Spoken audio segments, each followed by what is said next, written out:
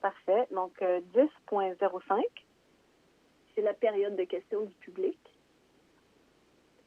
Alors, nous pouvons peut-être rappeler, excusez-moi, qu'on a mis une procédure particulière en ligne, en fait en place et en ligne. Donc, les gens étaient invités à envoyer leurs questions à une adresse courriel avant 9 heures ce matin. Et donc, nous avons reçu plusieurs questions. Nous allons lire l'entièreté des questions et y répondre. Et donc, à ce titre-là, j'invite Mme Châteauvert à lire les questions des gens qui nous ont écrit. Et par la suite, je nommerai la personne qui sera dédiée pour y répondre. Alors, je vous laisse aller, Mme Châteauvert, avec la première question. Alors, il s'agit d'une question de M. Stéphane Thibault. Considérant la situation actuelle avec la COVID-19, c'est-à-dire la fermeture temporaire de nos bureaux, de vos bureaux, est-il possible de faire des demandes de permis pour des travaux à être effectués dans les prochains mois? Et quelle est la procédure qui doit être retenue afin de s'assurer d'obtenir le permis à temps? Alors, j'invite M. Gilles Côté, directeur du développement du territoire, à répondre à la question, s'il vous plaît. Oui, c'est possible d'avoir des permis en ligne depuis le mois de décembre. Il y a plusieurs permis en ligne. Donc, vous pouvez aller sur le site Internet de l'arrondissement et dans l'onglet « Demander un permis en ligne pour rénovation extérieure ». De là, vous avez toute l'information là pour accompagner votre demande.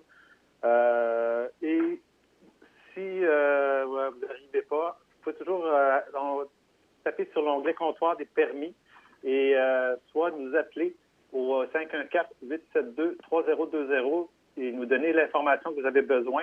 On va vous rappeler dans les 48 heures. Sinon, en ligne, vous pouvez également par l'adresse suivante, permis-ville.montréal.qc.ca. Tout ça est sur le site Internet de l'arrondissement dans le quartier-ville. Vous avez toute l'information. Transmettez-nous l'information, puis on va vous accompagner dans la démarche. Merci. Merci, M. Côté. Donc, c'est ça, on comprend que malgré la fermeture physique des bureaux, les employés sont en télétravail ou viennent travailler quelques-uns au bureau et donc le bureau des permis là, fonctionne toujours. Merci beaucoup. Madame Châteauvert, la deuxième question. Alors, elle provient de Madame Christiane Dupont. Non loin d'où j'habite, il y avait un édifice commercial à l'angle de Saint-Laurent et Mongeau et le terrain sur lequel il était érigé comptait plusieurs arbres et haies côté court le long de la rue Mongeau, dont un immense conifère de toute beauté, très haut, altier, qui était là depuis des lustres et qu'on admirait au passage à chaque fois. Or, alors que l'on prie instamment les citoyens de ne pas couper d'arbres, sous quelque considération que ce soit, un entrepreneur qui a acheté l'édifice sur ce coin de rue a eu l'autorisation de construire tout à côté un immeuble moderne avec condo de luxe. Ce faisant, il a également obtenu l'autorisation d'abattre les haies, arbres et ce bijou de conifères, ce qui a semé la consternation parmi les gens des alentours. J'aimerais savoir pourquoi un entrepreneur en construction peut avoir le droit d'abattre un arbre qui fait l'orgueil du quartier en toute impunité après avoir obtenu un permis, alors que l'environnement et les îlots de chaleur sont un sujet constant de préoccupation pour les milieux urbains en ces temps de changement climatique. Merci. Merci pour la question, Madame Dupont. En fait, à la Ville de Montréal, nous avons une politique de l'arbre qui date en fait de l'ère Bourque. Et cette politique de l'arbre stipule effectivement que nul ne peut abattre un arbre, sauf pour deux raisons. En fait, la première raison, c'est que l'arbre vraiment est malade et va mourir ou cause est dangereux en fait pour les alentours.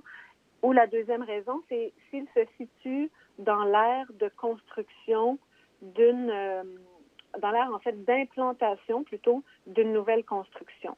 Donc, c'est pour ça que de temps en temps, il y a des dossiers qui viennent et ou pour des agrandissements ou pour des nouvelles constructions, il y a des arbres qui doivent malheureusement vraiment être coupés. Ceci dit, je peux vous dire qu'on a un CCU, donc un comité consultatif d'urbanisme, qui regarde de très près et qui demande vraiment aux promoteurs, quels qu'ils soient, de travailler leur projet pour faire la moindre coupe d'arbres possible. Mais quand c'est absolument nécessaire de couper les arbres, il y a des permis émis en ce sens. Et c'est très strict et on dit exactement quel arbre doit être coupé et quel arbre ne doit pas être coupé. Dans le dossier spécifique dont vous parlez, on a déjà, il y a des employés qui sont sur le dossier. Il y a un inspecteur là, qui doit retourner sur le terrain pour vérifier si la personne a effectivement abattu seulement les arbres qui devaient être abattus par le permis. Et si ce n'est pas le cas, je peux vous dire qu'il y a un suivi qui est assuré et il y a des pourparlers qui sont engagés avec les personnes et qui doivent ensuite replanter des arbres au besoin si vraiment ils n'ont pas suivi ce qui était écrit sur le permis. Donc, c'est vraiment des abattages qui sont très encadrés et soyez assurés qu'on va faire un suivi serré de ce dossier-là. Voilà. Merci, Madame Châteauvert. S'il vous plaît, la question 3. Alors, elle provient de M. Denis Lemieux, qui réside en face du 15 avenue du Ruisseau. La question, nous avons un voisin qui fait de l'entreposage de pièces d'auto, de véhicules, d'essence ou d'huile à chauffage et même un gros véhicule récréatif qui prend toute la place devant la maison. Il a beau recevoir de temps à autre un petit ticket, mais le problème persiste. Avec la COVID-19, il est à la maison, donc durant 10-14 heures pendant la journée. Bonsoir, Nathalie Goulet. Il fait de la mécanique, je veux dire outils de percussion à air, perceuse ou sableuse. Enfin, ce genre de bruit qui, après un mois, n'est plus endurable. J'ai même écrit à la ville-centre car il semble que vos départements dorment et encore plus depuis un mois. Je sais que vous avez des contraintes en ce moment, mais nous devons subir l'inertie de vos départements depuis 5 ans minimum. Nous sommes un secteur résidentiel, pas commercial. Toutes nos maisons ont 50-60% de gazon, lui que de la ferraille. Si vous aviez ce genre de voisin, aimeriez-vous ça? Nous l'avons depuis plus de 5 ans, ça suffit. Sortez vos règlements qui ont des dents. Sinon, réduisez rétroactivement nos taxes pour dommages subis. J'espère avoir un meilleur suivi de votre part que celui qu'on reçoit des inspecteurs ou des permis. Merci pour la question. Alors, je passe la parole à M. Gilles Côté. Oui, c'est un dossier chez nous qui est actif par l'équipe d'inspection. Malgré les mesures d'urgence sanitaire, l'équipe planifiait une intervention. On attendait la fonte de la neige là, pour faire une inspection complète. Mais malheureusement, les mesures d'urgence nous obligent à avoir des services minimums. On ne peut pas intervenir comme on le voudrait. Donc, on attend la fin du décret pour vraiment faire une inspection complète de l'état des lieux. Mais on comprend qu'il y a le véhicule récréatif et les véhicules stationnés en cours avant qui sont en infraction. On va aller le vérifier. On va aller faire des vérifications malgré la mesure d'urgence sanitaire. C'est la cour arrière qu'on va faire une inspection plus détaillée. On va vérifier ce qu'il y en est une fois la levée du décret. Et on va vérifier plus spécifiquement, comme vous mentionnez, les réservoirs d'huile et d'essence, s'ils sont conformes ou pas. Puis, si au besoin, on demandera l'intervention des pompiers ou de l'environnement pour nous accompagner dans ce dossier-là. Merci. Merci beaucoup. Madame Châteauvert, la question numéro 4. Alors, elle provient de M. Nivoatli, qui a aussi déposé des photos. Est-ce normal que mon voisin immédiat au 15 avenue du Ruisseau fasse de l'entreposage d'huile à l'extérieur de sa maison? Je m'inquiète pour la sécurité de ma maison, dont l'espace mitoyen est de 24 pouces. S'il y avait un incendie ou une explosion ou une contamination du sol, que dois-je faire? Dans notre secteur résidentiel paisible, classé patrimonial, est-ce normal que mon voisin possède une cour à ferraille comprenant des voitures rouillées, des contenants d'huile, des pneus usés, des vieilles pièces d'auto, des résidus de toutes sortes, etc. Sa cour est dans cet état depuis les 4-5 dernières années et rend notre qualité de vie dans notre cour arrière très désagréable. Merci. Je repasserai la parole à M. Gilles Côté si vous avez quelque chose à ajouter. C'est le même dossier, là, mais peut-être qu'il y a des éléments que vous souhaiteriez ajouter. C'est le même dossier. C'est peut-être mettre l'emphase. C'est sûr qu'on va mettre l'emphase sur les contenants d'huile pour s'assurer que c'est conforme et que ça soit sécuritaire. D'accord. Merci. Madame Châteauvert, la question 5. Elle provient de M. Frédéric Bataille. Il est plutôt difficile de marcher sur les trottoirs. Excusez-moi, la question 5. Excusez-moi, moi j'ai Giuseppe Andreoni. OK, attendez.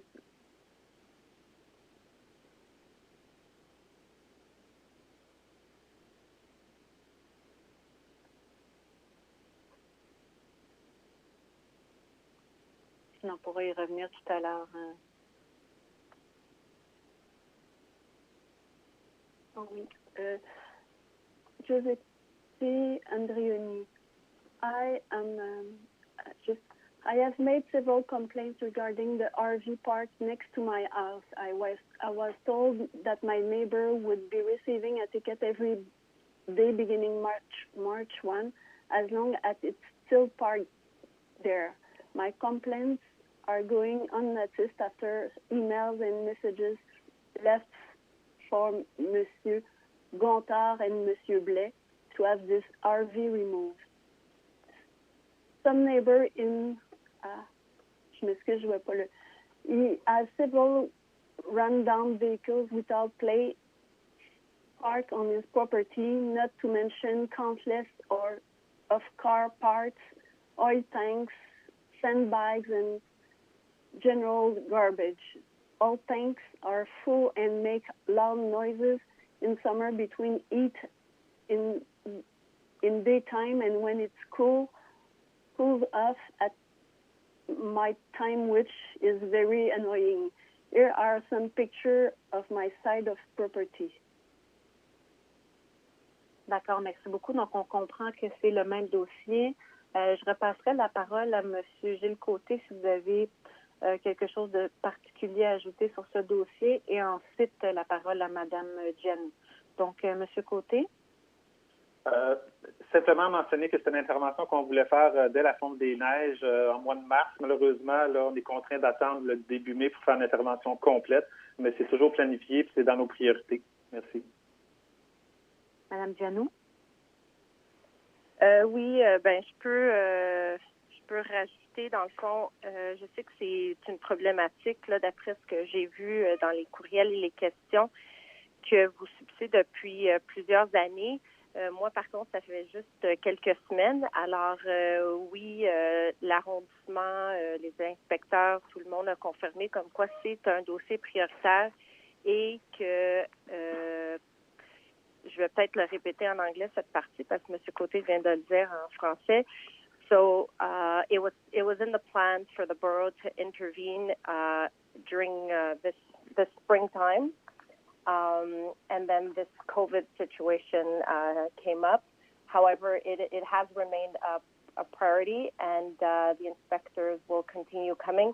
And I will also add what Mr. Côté mentioned in a prior response, that the oil tanks will be verified to make sure that everything on that front is also safe for the neighbors and the neighborhood.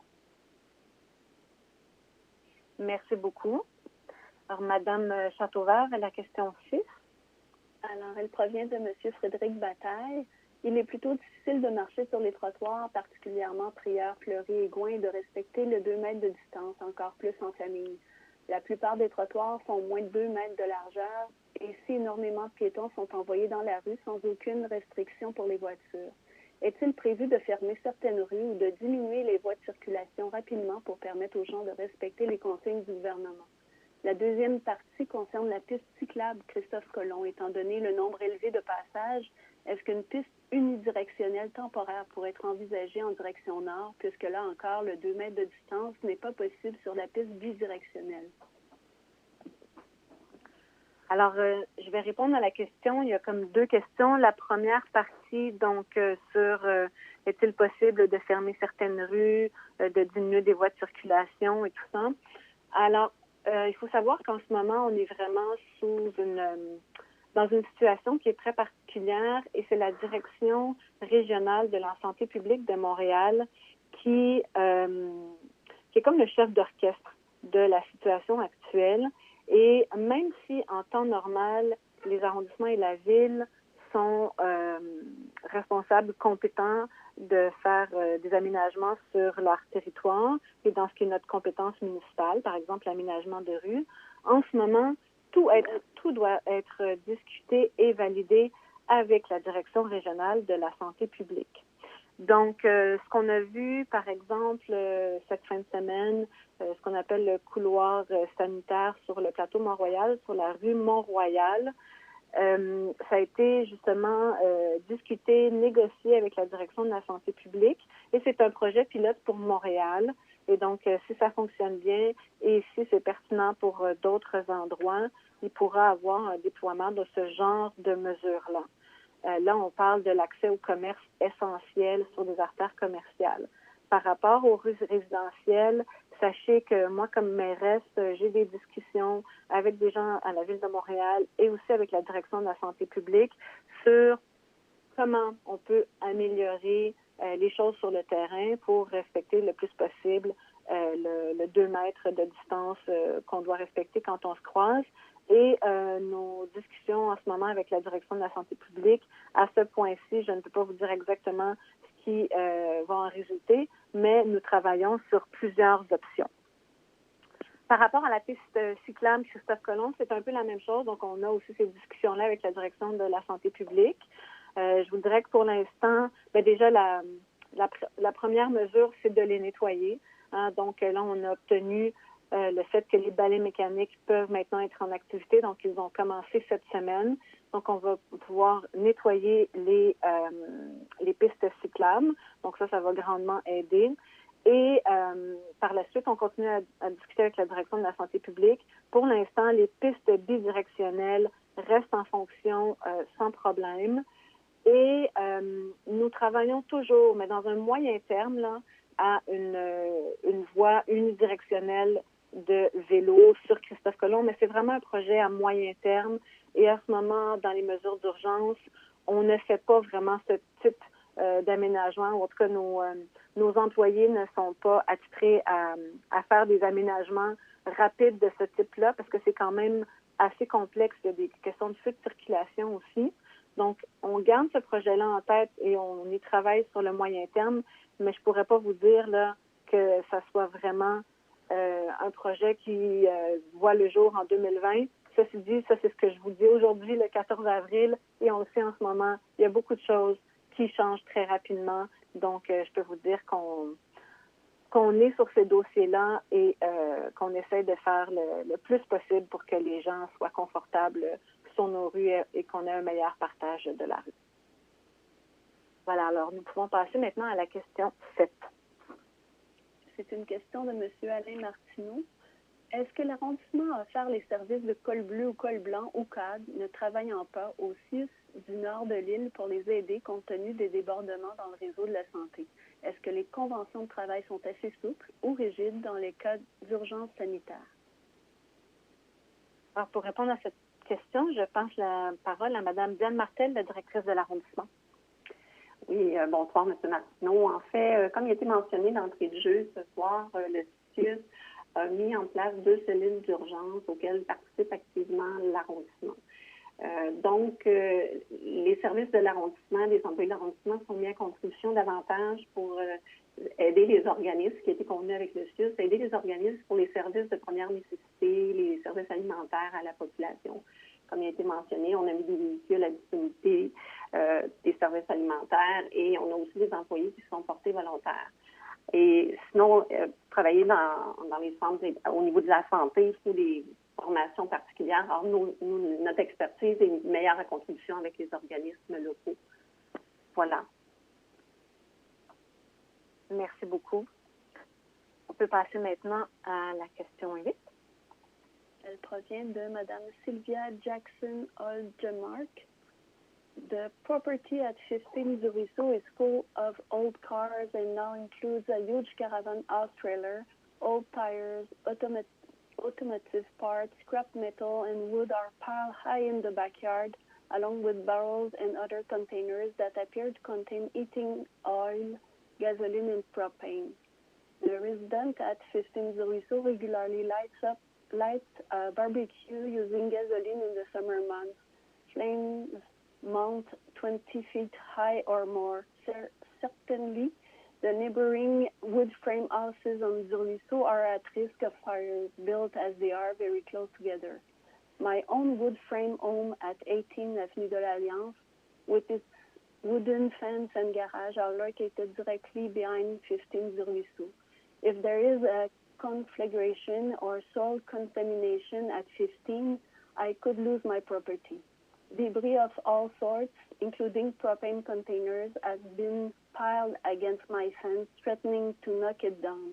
This fence on the property line was first built by my father, Thomas Jackson, in the 50s. We have maintained and rebuilt it in place as needed since then. How will our conseil d'unité quartier-ville correct the situation at 15 du Ruisseau that poses a serious risk of fire to the neighbors? The situation has become intolerable. How soon can this problem be resolved? Alors, merci pour la question. C'est le même dossier que tout à l'heure, avec certains éléments. Monsieur Côté, je vous passerai la parole si vous avez des éléments techniques supplémentaires. Et ensuite, Madame Diano.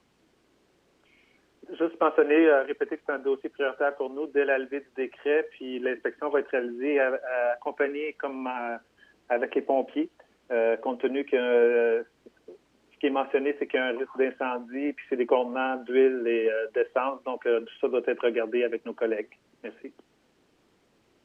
Madame Diano. Oui, alors moi je répète que c'est pas une situation qui est acceptable. Je suis d'accord. J'ai passé par votre rue, par la rue du Ruisseau durant la fin de semaine et j'ai moi-même vu l'état de la situation sur le terrain. Alors, comme M. Côté dit, c'est un dossier prioritaire. So this is a priority. And I will personally follow up on this matter, and I will, follow up with each and every one of you on the street who has reached out to us tonight. Alors, je vais communiquer avec chacun d'entre vous là, qui a envoyé une question ce soir pour faire le suivi sur la situation. Merci beaucoup.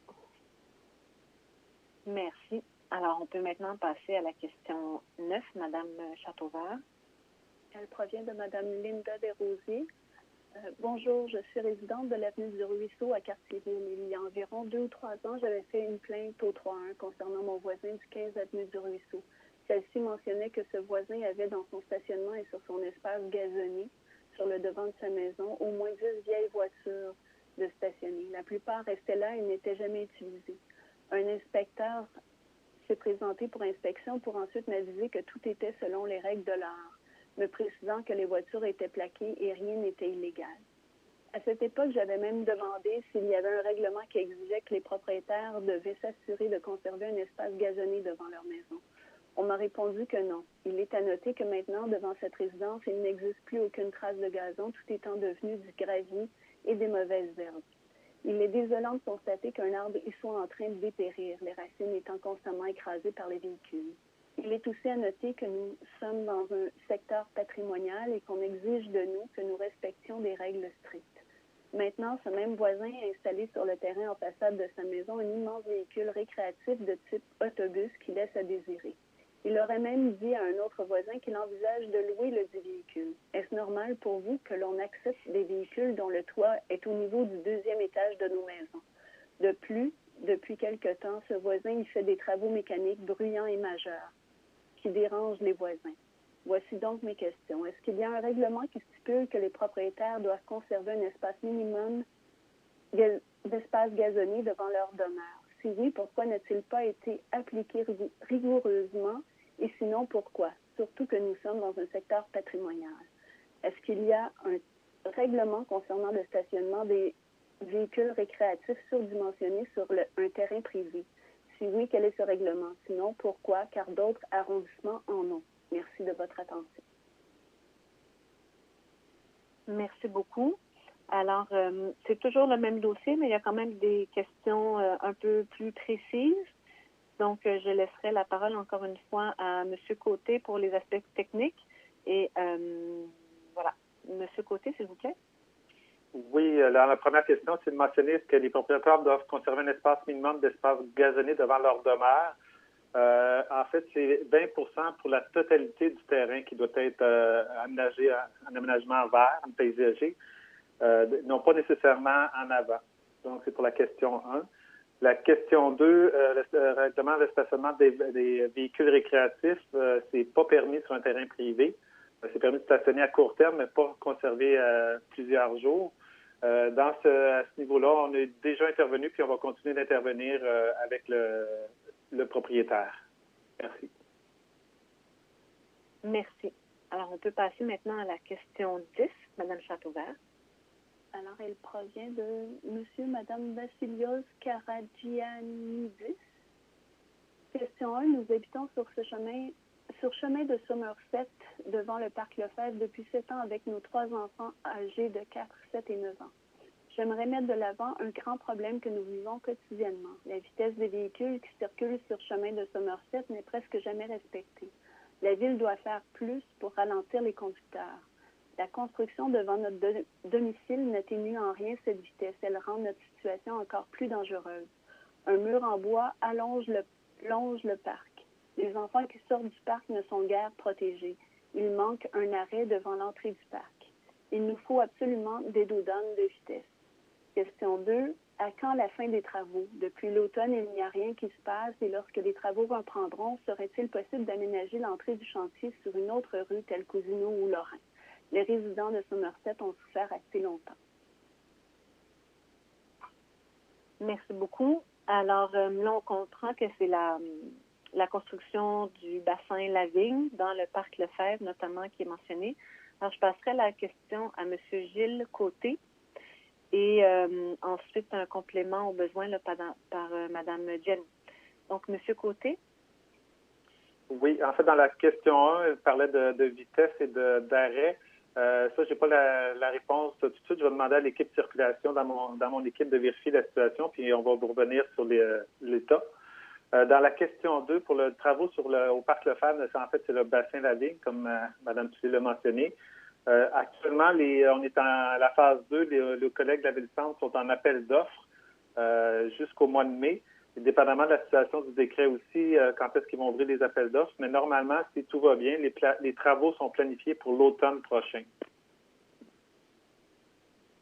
Merci beaucoup. Madame Genoux, avez-vous quelque chose à rajouter? Oui. En fait, je suis vraiment d'accord. La rue Somerset, vous avez terminé votre question en disant que vous avez souffert pendant assez longtemps. Je sais que c'est pas facile du tout. Le bassin Lavigne, c'est un projet qui est très, très important. Mais en même temps, pour ceux qui habitent autour du chantier de ce bassin-là, ça n'a pas été très facile durant les 2 dernières années. Et pour la demande là, de l'évaluation de la vitesse sur Somerset, ça a déjà été fait. J'ai déjà communiqué avec l'équipe. Vous n'êtes pas les premiers à nous en parler.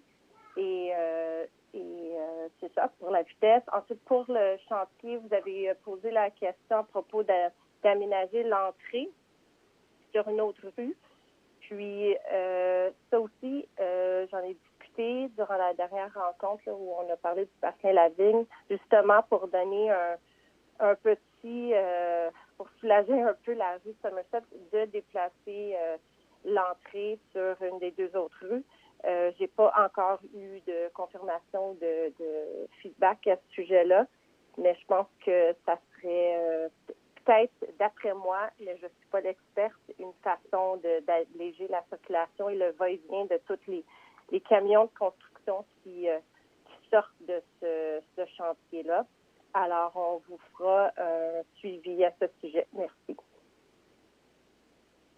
Merci beaucoup. Donc, on peut passer maintenant à la question 11, Mme Châteauvert. Elle provient de M. Brendan O'Neill. Bonsoir. L'article 386 du Code de la sécurité routière interdit l'immobilisation d'un véhicule routier à moins de 5 mètres d'une intersection, et ce, afin d'augmenter la visibilité des piétons. Il est possible de constater que cette interdiction est rarement appliquée dans l'arrondissement. Les véhicules stationnent en contradiction du Code avec impunité. Nos voisins au sud, dans l'arrondissement de Villeray-Saint-Michel, Parc Extension, ont décidé d'accroître la sécurité de leurs résidents en procédant avec un marquage en jaune des bordures de trottoirs. Déjà en 2004, un franc succès est constaté. Le SPVM a noté une réduction de 60% du nombre d'accidents aux intersections visées. Depuis, l'arrondissement a continué avec ce programme de marquage. Ma question, tout d'abord, je félicite l'administration pour les orientations de sécurisation, surtout avec le développement du plan local de déplacement. En connaissant le succès du marquage des bordures de trottoirs à réduire les incidents graves et afin de respecter le code de la sécurité routière, est-ce que l'arrondissement d'Annecy-Cartierville pourrait s'engager à appliquer rapidement la peinture jaune aux intersections afin de délimiter la zone de 5 mètres? Ceci semble être un choix économique et efficace et qui pourrait sauver des vies et diminuer des blessés graves en attendant la construction de plus en plus de saillies de trottoirs. Alors, merci pour la question. Je vais y répondre. Alors, vous avez raison qu'une des façons de sécuriser les intersections, c'est de dégager les intersections par plusieurs mesures, notamment la peinture jaune. On a des intersections dans l'arrondissement où il y a de la peinture jaune. On a même fait un projet pilote avec des saillies, avec du marquage permanent au sol. Donc, la saillie, elle est en marquage, elle n'est pas en 3D, là. Ça, c'est sur Fleury-Ouest. Et le principal problème de la peinture, c'est que les gens ne la voient pas, ou même s'ils la voient, ne la respectent pas forcément. Donc, c'est pas facile à contrôler. Donc, on l'a utilisé à certains endroits, puis on va continuer à l'utiliser aussi à certains endroits. Mais notre priorité, c'est vraiment de mettre des mesures qui sont permanentes, qui sont plutôt physiques, pour vraiment dissuader complètement, en fait, voire rendre impossible le stationnement des véhicules trop proches de l'intersection. Vous l'avez dit dans votre question, là, par exemple, les saillies de trottoirs. Donc, vous savez, là, depuis plusieurs années, on rend public les chiffres chaque année. Donc, on a fait plusieurs dizaines de saillies de trottoirs chaque année. Ça, ce sont des mesures permanentes qui ont vraiment un impact qui est beaucoup plus important là, que la peinture. Il faut dire aussi que pour chaque intersection qui est problématique, parce qu'il y en a des plus dangereuses que d'autres, là, c'est toujours important d'appeler au 311, de faire une requête, et toutes les requêtes sont analysées par notre service et nous tentons de trouver la meilleure option, finalement, il y a une meilleure mesure pour chaque intersection afin de les sécuriser. Et donc, le 3-1 est toujours ouvert si vous voyez des intersections prioritaires où nous devons agir, et nous souhaitons, comme ça, de cette façon-là, sécuriser toutes les intersections de l'arrondissement, une par une, mais avec le bon mix, si on veut, autour de chaque intersection, notamment la peinture, mais disons que c'est pas pour nous la priorité. Donc, on passerait maintenant à la question 12. Alors, elle provient de M. Philippe Vallée. Bonjour. Il a été proposé dans certains médias de faire plus de place aux piétons pour faciliter leur déplacement en cette période de COVID-19. Si jamais vous avez ce genre de courage, sachez qu'on a des idées à vous proposer. Par exemple, les rues Filion, Gartin, Lavigne et Despatie pourraient être transformées en double sens cul-de-sac à Salaberry. Cela sécuriserait les piétons qui marchent sur le côté sud de Salaberry et permettrait aux résidents qui prennent ces rues pour se rendre au parc Saint-Odile de le faire en marchant dans la rue. Qu'en pensez-vous? Alors, merci pour votre question. Je vais y répondre également. Donc, comme je l'ai dit tout à l'heure, en ce moment, avec les mesures que nous vivons, nous devons vraiment discuter avec la direction de la santé publique pour faire des aménagements précis dans les rues. Pour l'instant, la direction de la santé publique ne va pas forcément en ce sens. Ceci dit, nous avons beaucoup de discussions parce que nous considérons, comme vous, que pour respecter la distance de 2 mètres, en ce moment, dans plusieurs rues, ce n'est pas évident. Donc, comme je le disais à une autre question un peu plus tôt, on travaille sur plusieurs options avec tous nos partenaires, que sont évidemment l'arrondissement, la Ville de Montréal et la direction de la santé publique. Faut aussi rappeler qu'en ce moment, on est un peu en service essentiel, c'est-à-dire que il y a les employés de l'arrondissement sont presque tous en télétravail ou sur le terrain, là, ce sont que le 2. Donc, beaucoup de gens sont au travail, mais on est quand même concentré sur les services d'urgence. Donc, on ne fait pas, mettons qu'il n'y a pas autant d'analyse qui est faite que d'habitude sur des aménagements. Puis ça fait beaucoup de rues aménagées en même temps. Donc, je peux vous dire qu'on prend note de votre demande et quand nos services seront disponibles pour faire des interventions, pour faire des analyses, et surtout quand on aura aussi des orientations un petit peu plus claires de la part de la direction de la santé publique, on prendra en compte la proposition que vous faites ou d'autres types de propositions aussi pour s'assurer que les gens soient en sécurité quand ils se déplacent. Merci. Alors, je pense que ça fait le tour des questions que nous avions reçues, n'est-ce pas, Mme Chateauvert? Oui, tout à fait.